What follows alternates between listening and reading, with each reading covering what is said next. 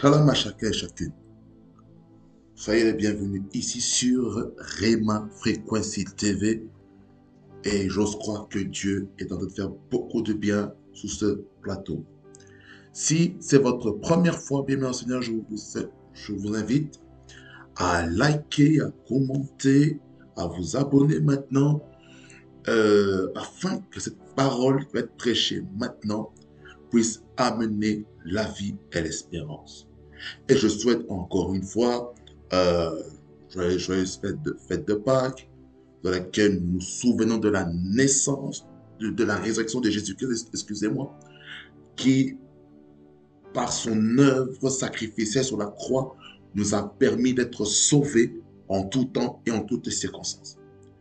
Et j'ose croire que dans vos églises respectives ou dans vos dénominations respectives, vous avez pu célébrer la Pâque en famille, que ce soit spirituelle comme famille biologique. Pour ce faire, nous allons remettre ce temps de la parole entre les mains de Dieu. Parce que nous savons que Dieu est capable de faire des choses nouvelles dans nos vies. Dieu est capable d'amener la résurrection au travers de sa parole. Car le Seigneur Jésus-Christ a envoyé sa parole et cette parole est venue pour guérir. C'est pour cela que nous sommes là en ce moment pour recevoir cette parole qui va encore nous édifier, qui va encore nous bâtir et qui va nous amener plus loin dans la grâce, dans la gloire, dans la félicité du nom de Jésus-Christ, notre Seigneur. Nous prions tous ensemble. Seigneur Jésus-Christ, je remercie de nous, Seigneur Jésus-Christ, le prince de paix, le prince de vie, le guide parfait, le témoin fidèle, l'homme mieux méchant et l'homme le mieux célébré. Je te célèbre, Jésus-Christ, parce que tu es Dieu, ton règne n'a point de fin. Merci, Jésus-Christ, pour mon frère et ma soeur qui me suivent derrière sur l'écran. Et j'ose croire, Seigneur, je du fond de mon cœur, que mon frère et ma soeur ont vécu des temps meilleurs, des temps favorables, même s'il y a eu des défis, même s'il y a des oppositions. Mais je sais une chose, que mon frère et ma soeur est toujours vivant et toujours en vie. Merci, Jésus-Christ, pour la vie que tu libères dans nos vies en tout temps, en toutes circonstances. Voilà pourquoi, Seigneur, jusqu'à ce moment, je remets cette parole entre tes mains. Parle-nous encore, afin que cette parole puisse encore nous bénir, nous sanctifier, nous parler de manière claire et précise, au nom de Jésus. Je prie Dieu très haut que ta grâce soit manifeste par la puissance du nom de Jésus-Christ. Je prie que le prédicateur soit loin de ta part, qu'il puisse communiquer tes oracles pour la seule et unique gloire, au nom de Jésus-Christ.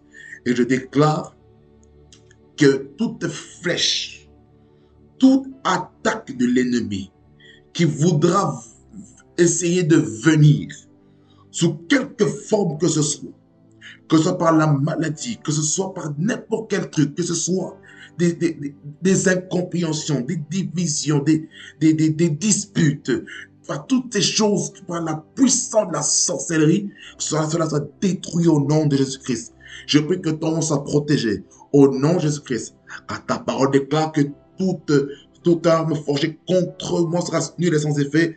Et toute langue qui se laisse en jugement contre toi, tu la condamneras. Et l'autre partie, il dit dans ce verset que ceci est l'héritage des serviteurs de Dieu. Étant ton serviteur, Seigneur, je déclare la protection divine sur la personne. Au nom de Jésus-Christ, en communiquant ta parole, au nom de Jésus-Christ, Dieu de grâce, manifeste ta gloire, manifeste ta présence encore au milieu de nous. Au nom de Jésus. Amen. Amen, amen, amen, amen. Bien-aimés Seigneur, nous sommes vraiment heureux d'être dans sa présence, hein, que sa présence nous fait beaucoup du bien. Cette présence qui nous conduit vraiment dans les hauteurs, cette présence-là qui nous amène à percer des mystères de la part de l'Éternel. Et je sais une chose, bien-aimé Seigneur, que le roi des gloires est capable de faire des choses qui vont nous troubler, qui vont nous bénir. Parce que je sais qu'il y a quelque chose que Dieu veut faire avec nous. Oh, alléluia. Le roi des gloires est ici pour nous parler. Il veut nous parler. Il veut nous parler. Et ça, je le crois. Et ça, je le crois. Ça, je le crois. Ça, je le crois. Ça, je le crois. Ça, je le crois. Ça, je le crois. Ça, je le crois. Ça, je le crois. Ça, je le crois. Il est fidèle. Il est fidèle. Alléluia. Il est fidèle. Il est fidèle. Il est fidèle. Il est fidèle. Krastabai kete brestege. Ninta krostobedeges. Oh, stagradia baba. Si le Dieu des esprits, des prophètes me touchent, j'entendrai, je verrai comme jamais. Christobre. Si le Dieu des esprits, des prophètes me touchent, j'entendrai, je verrai comme jamais. Si le Dieu des esprits, des prophètes me touchent, j'entendrai, je verrai comme jamais. Ô règne en maître, au nom de Jésus. Amen. Nous allons lire Hébreux 6, verset 1 à 2, et puis nous lirons Colossiens, chapitre 2, verset 4 à 8. Nous lisons la parole, nous lisons: c'est pourquoi, laissant les éléments de la parole de Christ, tendons à ce qui est parfait, sans poser de nouveau le fondement du renoncement aux œuvres mortes, de la foi en Dieu, de la doctrine des baptêmes, de l'imposition des mains, de la résurrection des morts et du jugement éternel. Colossiens 2, Colossiens chapitre 2, verset 4 à 8, nous dit ceci: je dis cela afin que personne ne vous trompe par des discours séduisants. Car si je suis absent de corps, je suis avec vous en esprit, voyant avec joie le bon ordre qui règne parmi vous et la fermeté de votre foi en Christ. Ainsi donc, quand vous avez reçu le Seigneur Jésus-Christ, marchez en lui, étant enraciné et fondé en lui et affermi par la foi, d'après les instructions qui vous ont été données, et abondez en actions de grâce. Prenez garde que personne ne fasse de vous sa proie par la philosophie et par une vaine tromperie, en s'appuyant sur les traditions des hommes, sur les principes élémentaires du monde et non sur Christ. Amen. Bien, Seigneur, le thème de mon message s'intitule « Les attitudes à avoir face aux fausses doctrines ». Vous savez, bien, Seigneur, je me rends compte d'une chose, que le diable cherche par tous les voies et moyens pour que nous soyons séduits. Le diable cherche à tous ces moyens pour que nous ne puissions pas supporter la saine doctrine. Parce que vous devez savoir que ce sujet ici est très critique et très capital afin que nous puissions comprendre ce que Dieu a à nous dire. L'Église doit être une Église qui s'appuie sur la doctrine de Jésus-Christ, notre Seigneur. Mais le diable, il fait quoi? Il envoie ses agents dans le but de séduire les élus, dans le but de séduire plusieurs personnes afin de se détourner des voies de Dieu. C'est pour laquelle, lorsque nous avons lu le texte du mois Hébreux 6, versets 1 et 2, il nous parle des principes élémentaires que nous devons avoir en tant qu'enfants de Dieu. En d'autres termes, en tant qu'enfants de Dieu, nous sommes censés maîtriser ces fondements, ces fondamentaux de la vie chrétienne. Premièrement, le renoncement aux œuvres mortes. Ça veut dire que nous devons mourir à nous-mêmes. il y a certaines œuvres, certaines pratiques qu'on a pu faire dans notre vie que Dieu n'aime pas. On a peut-être fait ça avant notre conversion. Et que lorsque nous sommes venus à Christ, Dieu nous dit, telle chose, tu dois abandonner ça. Et pour cela, nous devons comprendre que nous formons une seule plante avec Jésus. Je vous ai parlé de cela dans la doctrine du baptême d'eau. Je vous ai montré un petit peu ce que le baptême d'eau symbolisait. Ça symbolise la mort, la crucifixion. Ça symbolise le fait d'être embaumé dans la tombe pendant 3 jours, selon la période pascale, parce que Jésus-Christ est mort le vendredi, ensuite il est ressuscité le dimanche. Quelqu'un dit Amen jusque-là. Ensuite, lorsque nous formons une seule plante avec Christ, il y a des choses qui doivent mourir.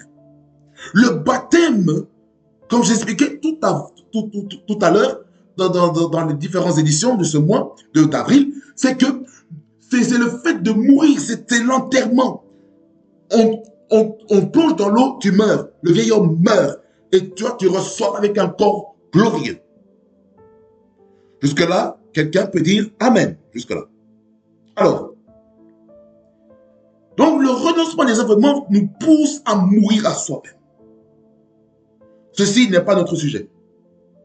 Le deuxième fondement que nous devons avoir, c'est la foi en Dieu. Ça veut dire que nous devons être inébranlables en Dieu. La foi. La foi implique par ricochet maintenant le salut et la nouvelle naissance. Ça compte une autre doctrine. Le salut nous permet de prendre conscience de notre position afin que nous puissions accepter Jésus-Christ comme Seigneur et Sauveur. Il faut savoir pourquoi on a accepté Jésus-Christ comme Seigneur et Sauveur. C'est parce que quelqu'un a prêché l'évangile. C'est-à-dire par laquelle la conversion, le salut peut venir par plusieurs canaux. Ça peut venir au travers une scénette, ça peut venir au travers d'une prédication, ça peut venir au travers d'un enseignement, ça peut venir au travers de l'affermissement, ça peut venir au travers d'une campagne d'évangélisation, ça peut arriver au travers un film chrétien ou une animation chrétienne, ou ça peut venir sous différentes manières, pour que nous soyons sauvés. Et le mot salut, c'est sozo en grec. Et c'est un package. Ceci n'est pas aussi notre sujet. La troisième chose, c'est la doctrine des baptêmes. Donc, des baptêmes, nous avons le baptême d'eau que j'ai pas abordé et le baptême du Saint-Esprit. Et il y en a un troisième, c'est le baptême en Christ ou le baptême de feu qui permet maintenant que chaque enfant de Dieu puisse participer aux souffrances de Christ. Aujourd'hui, plusieurs enfants de Dieu ne veulent pas souffrir en Christ. Nous devons apprendre à souffrir en Christ. La souffrance en Christ a quoi comme package là-dedans? Il a comme package Malidos, ça a comme package les persécutions, les oppositions.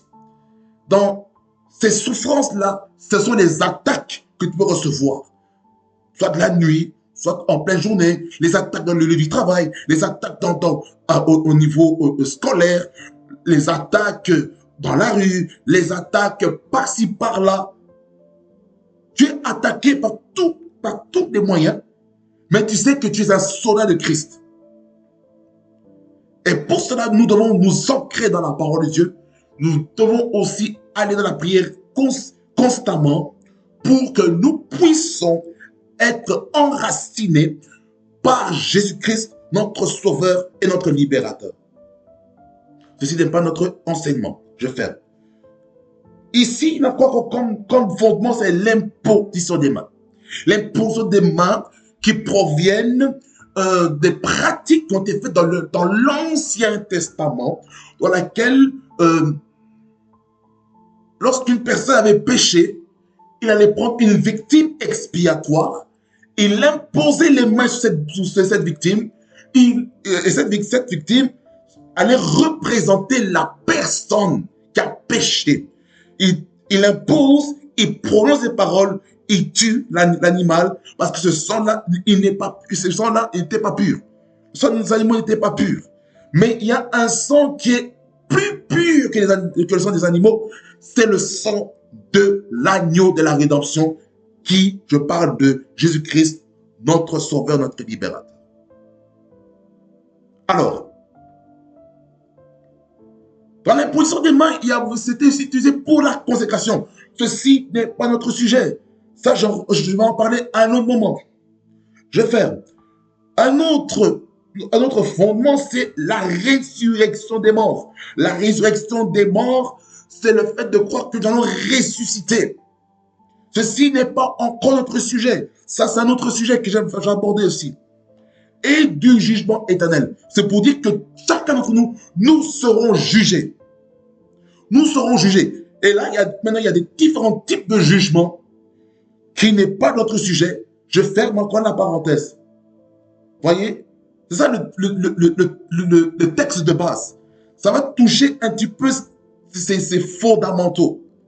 Mais les commentateurs sont en train de dire que nous ne devons pas seulement nous arrêter sur ces fondamentaux, sur ces élémentaux de notre vie chrétienne, mais nous devons aller plus loin. C'est-à-dire ces choses-là, c'est des fondements. C'est-à-dire que c'est ce qui permet d'avoir une stabilité de la maison.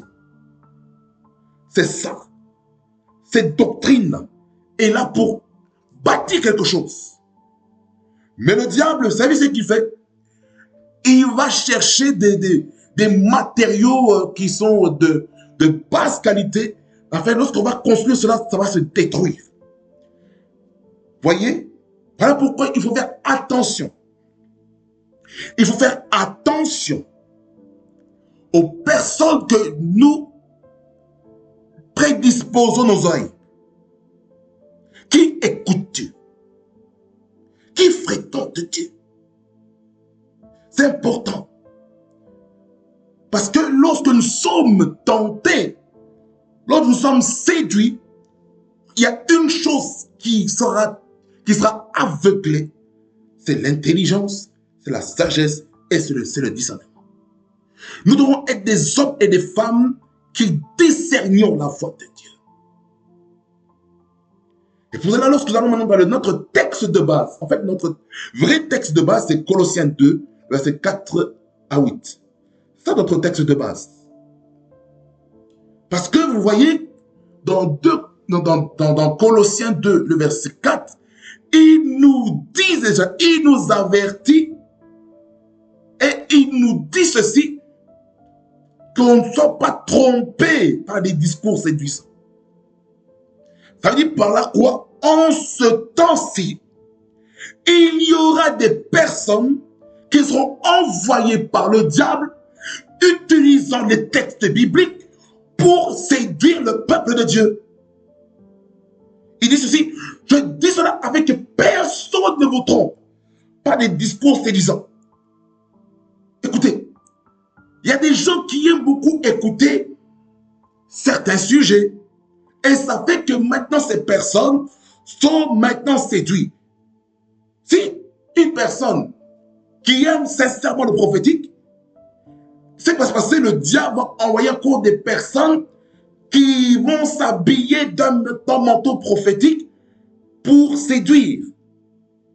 Regardez, cette histoire que nous connaissons par rapport à l'esprit de divination. C'est très important ce que j'aurais à dire ici. Parce que le diable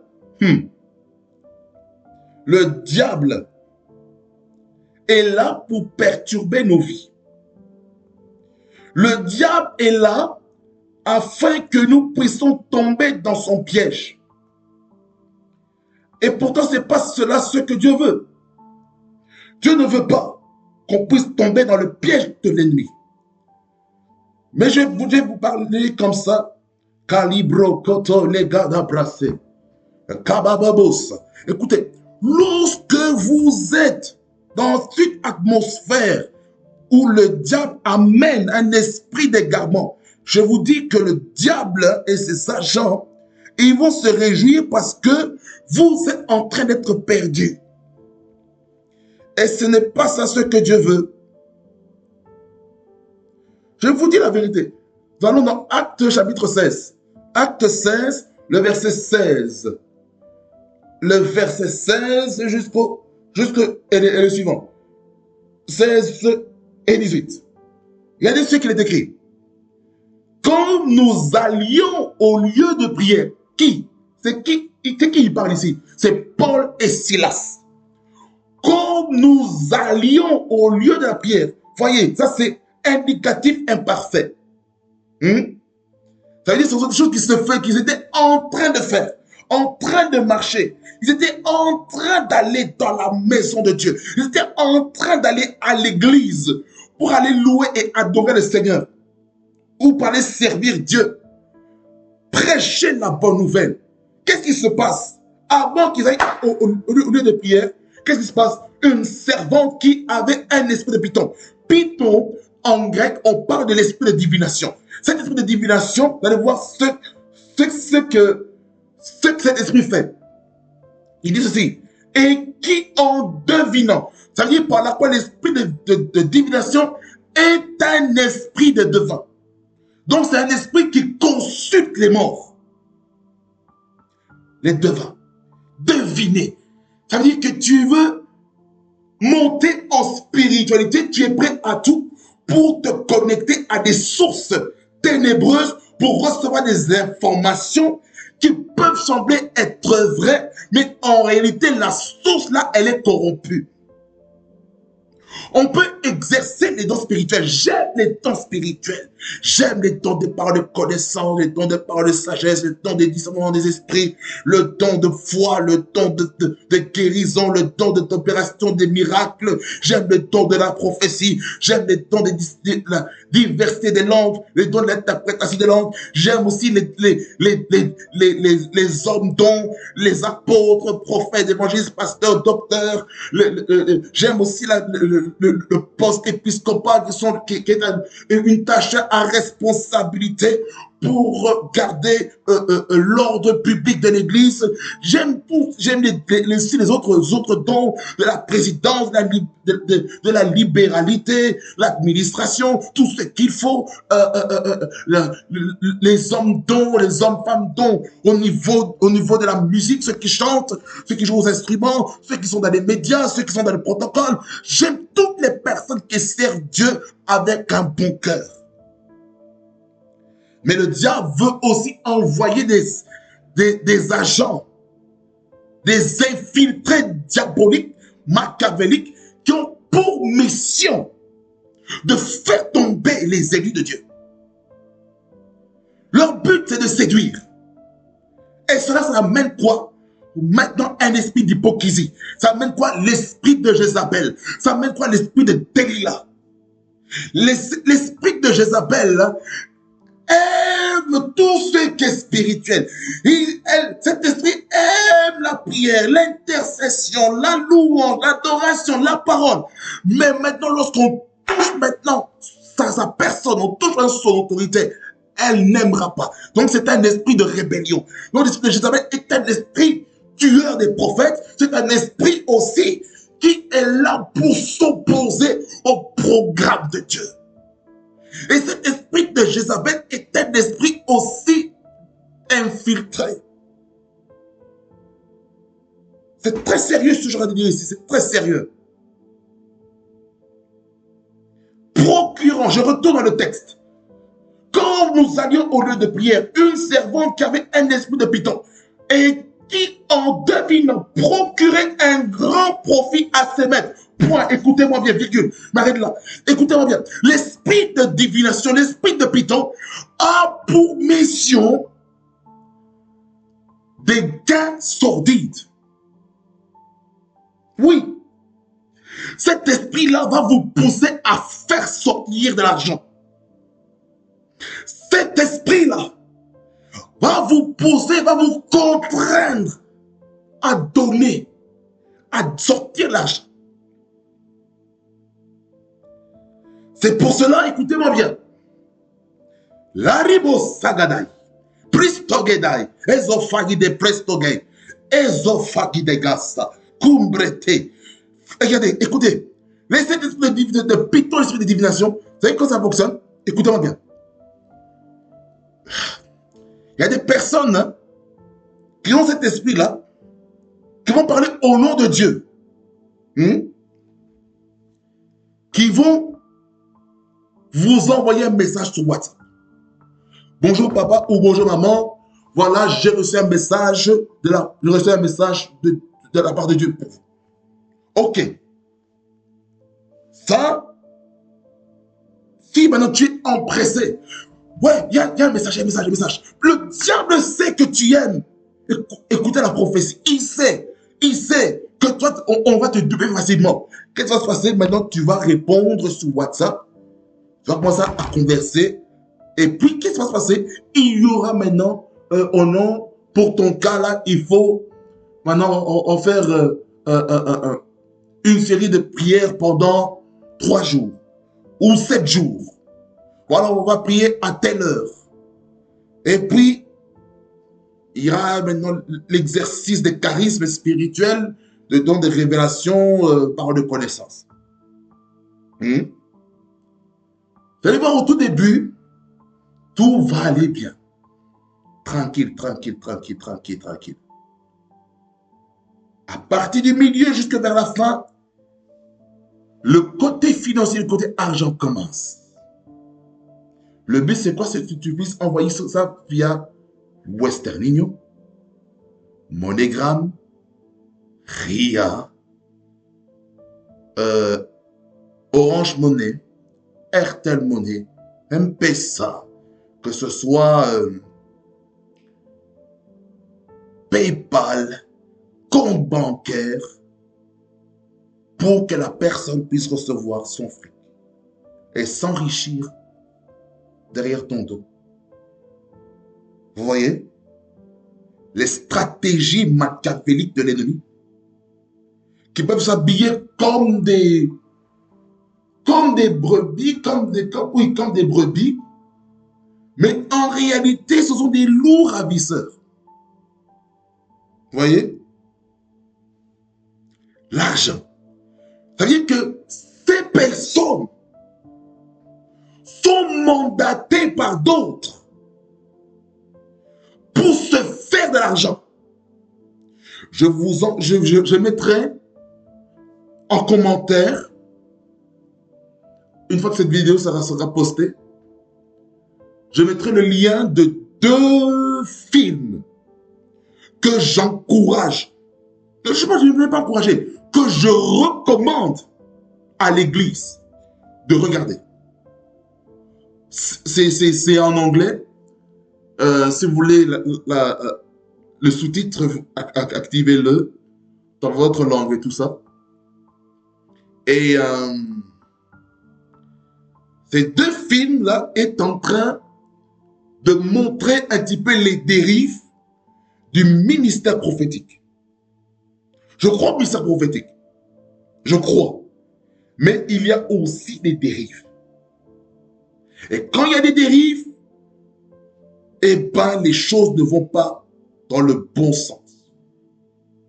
Je ferme. Écoutez. Et il y a des, je relais encore le verset 16.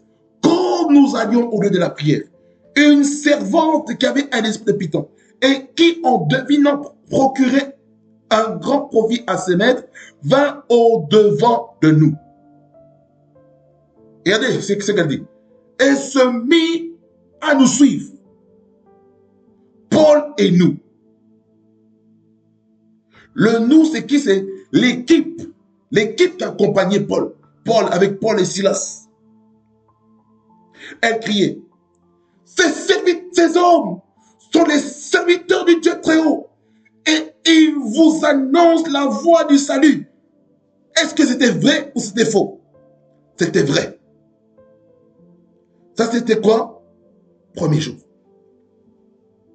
Au départ, tu vas sentir, hein, avec cet esprit-là, dans ton cœur.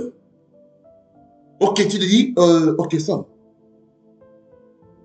Mais, verset 18, il dit, elle fit cela pendant plusieurs jours. Ça veut dire par là quoi cet esprit-là? Cet esprit de python, cet esprit de divination, ce que cet esprit fait, elle va vous appeler tous les jours en utilisant le nom de Dieu. Et vous allez remarquer ceci. Qu'est-ce qui s'est passé dans l'esprit de Paul? L'apôtre Paul et de l'apôtre Silas. Qu'est-ce qui s'est passé? Elle fit cela pendant plusieurs jours. Résultat, c'est quoi? Paul, fatigué, se retourna et dit à l'esprit, je t'ordonne au nom de Jésus-Christ de sortir d'elle, et il sortit à l'heure même. Qu'est-ce qu'on veut dire par là? Par fatigué. Qu'est-ce que l'apôtre Paul voulait dire lorsqu'il dit il était fatigué? Fatigué. Dans Acte 16, 18. Qu'est-ce qu'il voulait dire? Acte 16, 18. Il nous dit ceci. Là, je vais vite rapidement. Vous voyez, le mot fatigué, en grec, c'est diaponéo. Diaponéo, qui veut dire être fatigué, offensé. Ça veut dire qu'il a été offensé. Ça veut dire que son esprit, comment je veux dire ça? En anglais, on va dire comme ça, his spirit was grieved. En lui, le Saint-Esprit en lui était en colère. Il était mal à l'aise. Ça veut dire par là quoi? Que si réellement tu as le Saint-Esprit en toi et qu'il y a un esprit de divination qui est en train d'être en action à ton égard, tu dois être irrité dans ton esprit. Vous voyez? C'est pour cela, bien-aimés Seigneur, nous devons faire attention à l'esprit de divination. Il faut chasser dans notre environnement tout esprit de python, tout esprit de divination. Ces esprits qui habillent certains escrocs dans certaines églises afin que notre foi ne soit pas affermie. Et c'est ce que le diable cherche à faire. Le diable cherche à faire que nous puissions passer à côté. Le diable cherche que l'esprit de Python puisse prendre le contrôle des églises. Et quand l'esprit de Python prend le contrôle de l'église, ça va faire en sorte que la personne qui est en train de libérer certains messages va commencer à s'enrichir derrière votre dos. Et là, dans ces endroits, il n'y aura pas de transparence économique. Écoutez, revenons dans notre texte de base, de Colossiens 2, 4 à 8. Écoutez, quand l'apôtre Paul dit dans Colossiens 2, verset 4, il dit, je dis cela afin que personne ne vous tombe pas des discours séduisants. Aujourd'hui, il y a trop de discours séduisants. Sur TikTok, je vous assure, il y a une vague des discours séduisants. YouTube, Facebook, Instagram, tous les canaux sociaux, chaînes de télévision, n'en parlons même pas.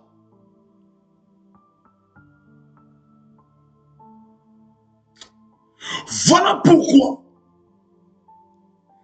les églises qui ont la saine doctrine doivent investir dans les chaînes de télévision.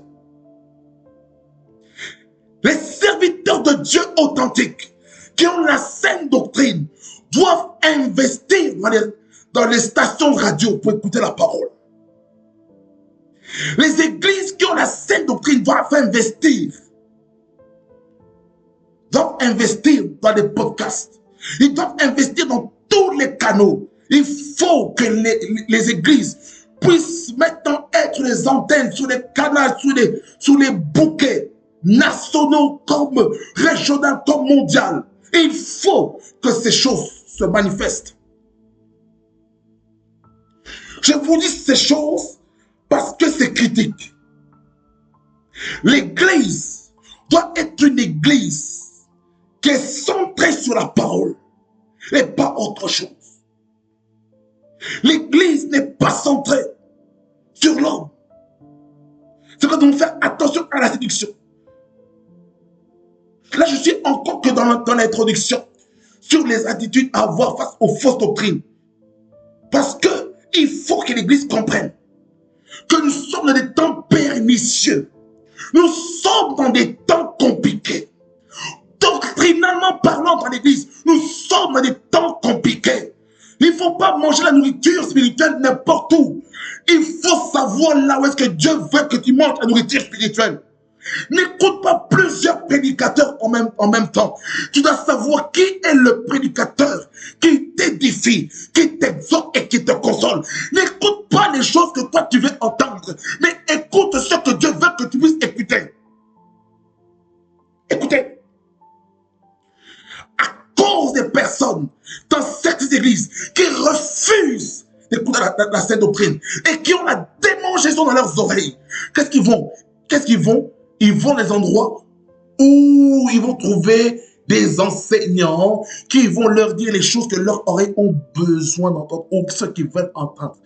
Les choses de la chair qui vont les conduire à satisfaire dans leur position. Mais lorsqu'on parle de la sainteté, de la sanctification, de la pureté, de la consécration, on ne veut pas écouter. Lorsqu'on parle maintenant du retour du Seigneur Jésus-Christ, on ne veut pas écouter. Lorsqu'on parle maintenant du jugement, le type de jugement, le jugement du tribunal de Christ pour les chrétiens, pour les récompenses, on ne veut pas écouter. Lorsqu'on veut parler maintenant du tribunal maintenant, du trône blanc de Dieu, c'est le Père Céleste qui va juger toutes les personnes qui n'ont pas cru en Jésus-Christ. Oh, comment? L'Église ne veut pas écouter. Une église, c'est un truc on prêche, oh non, vous devez servir Dieu dans la maison de Dieu. Il y a une récompense. Mais ça te dit, oh non, moi je n'ai pas le temps de servir Dieu, je reste à la maison, je vais servir en solo. Bien-aimé dans le Seigneur, tu ne peux pas servir Dieu en solo. C'est pas possible. Tu ne peux pas prêcher le Seigneur en solo. Tu ne peux pas servir dans un ministère, dans un service en solo. Non, tu ne peux pas. Tu dois le faire sous la couverture d'une église locale. Va dans une église locale. Va dans une église locale. Lorsque dans une église locale, tu sers Dieu, tu utilises tes dons, tes talents que Dieu a mis en toi afin de bénir la sorte de Dieu, qu'ils sont bénis, ils vont encore te bénir, ils vont prolonger de bonnes paroles sur toi et la gloire de Dieu va encore s'intensifier dans ta vie. Mais si toi, à cause de ton orgueil, tu te dis maintenant, oh non, moi je refuse de servir dans un groupe, de servir dans une équipe, mon bien-aimé, tu as un esprit de rébellion. Tu es un orgueilleux ou une orgueilleuse. Tu ne peux pas te dire, oh non, parce que moi j'ai des dons, j'ai des capacités, que maintenant je ne vais pas utiliser ça dans la maison de Dieu. Mais écoutez-moi bien, nous sommes la lumière du monde, bon sang. Et vu que nous sommes la lumière du monde ne peut pas être cachée. Il faut que cette lumière soit visible. Tu ne peux pas dire, je suis la lumière du monde et tu restes avec ta lumière dans ta maison. C'est pas possible. Tu ne peux pas te dire que je suis la lumière du monde et que maintenant tu ne montres pas à l'école ou dans le lieu du travail que tu es chrétien, que tu es la lumière du monde. C'est pas possible. Tu ne peux pas, carabos que t'es breaké. Tu ne peux pas te dire que je suis la lumière du monde et que tu n'impactes pas positivement dans le milieu politique. C'est pas possible. Tu ne peux pas être la lumière du monde si tu n'influences pas les médias. Tu ne peux pas être la lumière du monde si toi, lorsque tu es dans un club de football, tu ne magnifies pas le nom de Jésus-Christ. C'est pas possible. Ce n'est pas possible. Ce n'est pas possible. Koriyama Kondo. Koriyama Kondo. Koriyama Kondo. Bristo Bregege. Je vais rester dans l'introduction. Les autres points, je vais introduire ça dans la deuxième partie. Koriyama Koto Korabaskata. Koriyama Koto Korabaskata. Église, s'il vous plaît, je parle sous l'onction prophétique. Écoutez-moi, il faut que l'église soit une église qui brille dans tous les sens du terme. Ça veut dire que nos vies doivent refléter la gloire de Dieu dans notre vie. Et vu que nous sommes la gloire de Dieu dans notre vie, nous devons comprendre que Jésus-Christ a besoin de nous dans la maison de Dieu.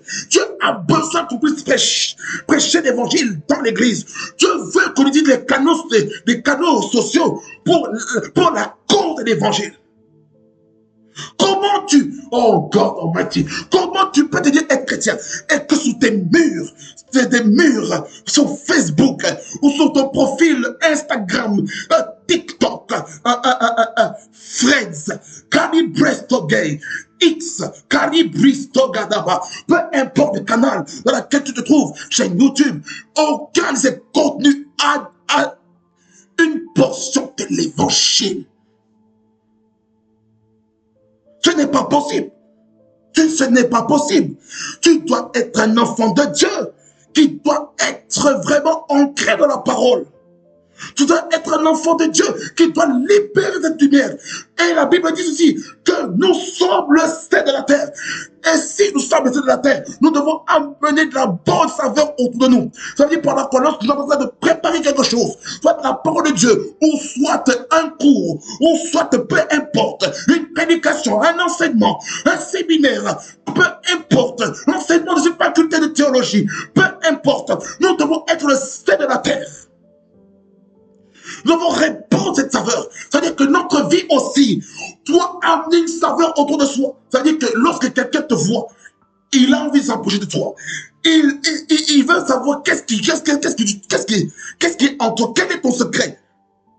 C'est-à-dire qu'il y a des personnes qui ont besoin d'écouter les réponses, les réponses à leurs questions. C'est pour la croix, même dans le lieu du travail. Il y a des personnes qui vont vous poser des questions par rapport à votre foi. Soyez prêts à répondre. Il faut que l'onction agisse. Il faut que la puissance de Dieu soit manifeste. Parce que Dieu veut que l'église soit une église qui est centrée sur Jésus-Christ. L'église est l'appui et la colonne de la vérité. Mais aujourd'hui, les loups ravisseurs, ceux qui ont l'esprit de Python, l'esprit de divination, leur but c'est quoi? C'est de détruire l'église qui est l'appui et la colonne de la vérité. Ils vont aussi de détourner l'attention afin d'avoir des contre-vérités par rapport au texte biblique. Et c'est ce que le diable cherche à faire. Le diable cherche à détruire notre vie. Le diable cherche à ce que les églises puissent se détourner réellement de la mission que Dieu les a donnée. La mission que Dieu nous a donnée, c'est dans Matthieu 28, le verset 19 à 20. Il nous dit, particulièrement le verset 19, allez et faites de toute nation des disciples, les baptisant au nom du Père, du Fils et du Saint-Esprit, et enseignez-leur tout ce que j'ai prescrit. Verset 20, il dit, je suis avec vous jusqu'à la fin du monde. Le diable fait tout. Le diable fait tout pour que nous ne puissions pas écouter la parole de Dieu. Le diable fait tout pour que nous soyons refroidis. Le diable cherche que la charité ou l'amour d'un plus grand homme puisse se refroidir à cause de l'iniquité qui atteindra son comble, qui atteindra son paroxysme. Le diable va chercher à affaiblir la puissance de l'amour agapao, l'amour agapé dans l'église, dans les familles, pour que nous ne puissions pas aller de l'avant.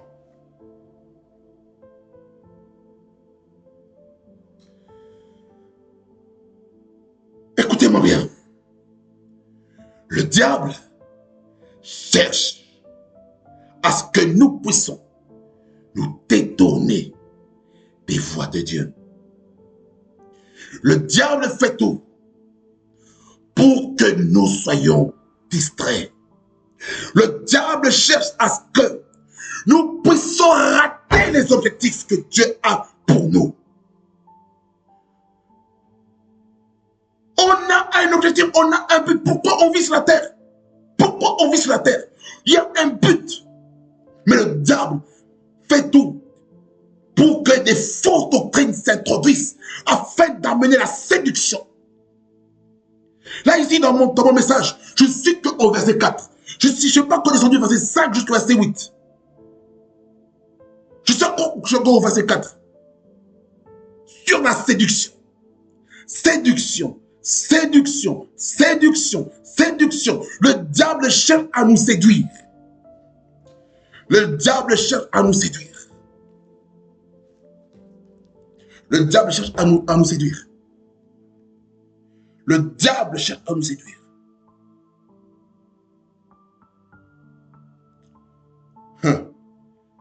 Le verset 5 ici, il dit, car si je suis absent de corps, je suis avec vous en esprit, voyant avec joie le bon ordre qui règne parmi vous et la fermeté de votre foi en Christ. Ici, dans le contexte, ici, on voit que l'apôtre Paul est emprisonné, il est en prison. Et depuis la prison, il écrit une lettre à l'église de Colosse. Il envoie une lettre. Il dit que physiquement, il n'est pas là.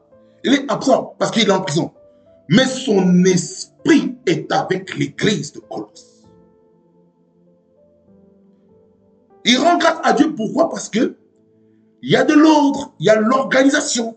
Ça veut dire que la volonté de Dieu, il veut que l'église soit ordonnée. Mais le diable fait tout pour qu'il y ait le désordre dans l'église.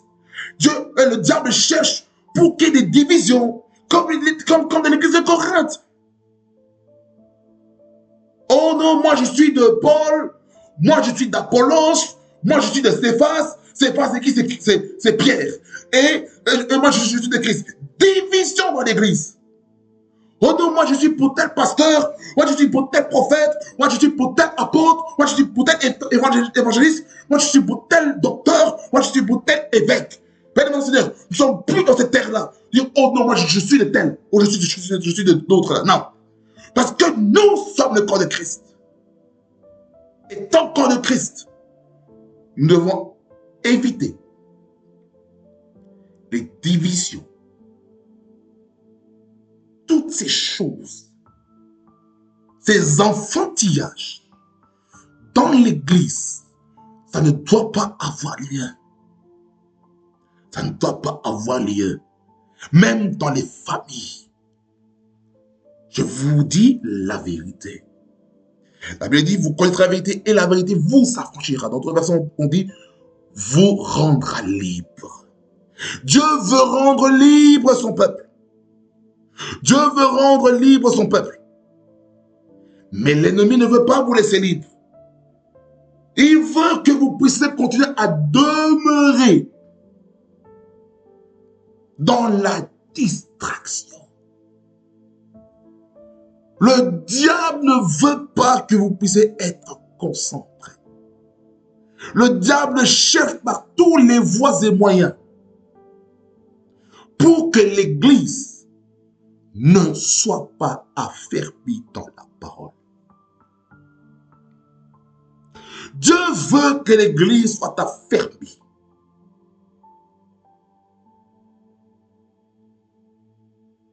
Amen. Dieu veut qu'on soit ferme dans notre foi. Mais le diable veut s'attaquer à notre foi afin qu'on ne soit pas ferme dans la parole de Dieu. Afin qu'on ne soit pas ferme dans notre foi. Afin qu'on ne soit pas ferme dans nos convictions. C'est ce que le diable fait dans notre vie. Que le Seigneur vous bénisse et qu'il fasse beaucoup de bien. nous nous retrouvons ici pour notre deuxième épisode sur les attitudes à avoir face aux fausses doctrines. Nous prions. Seigneur, merci pour ta parole qui est la vérité. Que cette parole soit gravée dans les cœurs. Protège ton peuple des dérives doctrinaux. Protège ton peuple de l'esprit de divination, l'esprit de Python. Protège ton peuple des discours séduisants. Au nom de Jésus. Louange, honneur et majesté reviennent, toi le roi des gloires. Au nom de Jésus. Amen. Que ça vous bénisse abondamment. Passe beaucoup de bien. Nous nous retrouvons dans notre deuxième épisode afin d'être bénis puissamment. Soyez bénis au nom de Jésus-Christ. Réma Fréquency, le réseau de la voix de Dieu. Soyez bénis. Et n'oubliez pas de vous abonner, de vous liker et de liker à tous. Soyez bénis au nom de Jésus.